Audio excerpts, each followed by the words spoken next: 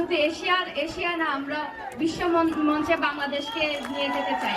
আমরা বাংলাদেশের মেয়েরা জানি কিভাবে কঠিন পরিস্থিতি ফাইট করতে হয়।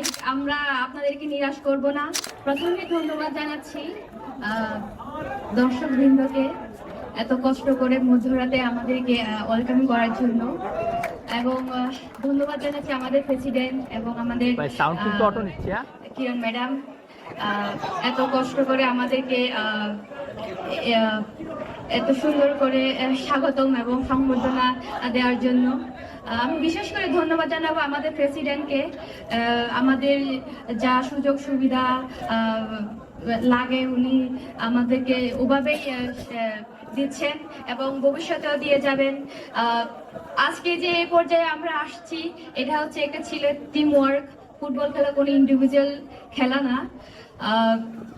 আমরা জানি, আমরা বাংলাদেশের মেয়েরা জানি কিভাবে কঠিন পরিস্থিতি ফাইট করতে হয়। আপনারা আমাদের উপর বিশ্বাস রাখবেন। আমরা আপনাদেরকে নিরাশ করব না। আমরা শুধু এশিয়া না, আমরা বিশ্ব মঞ্চে বাংলাদেশকে নিয়ে যেতে চাই।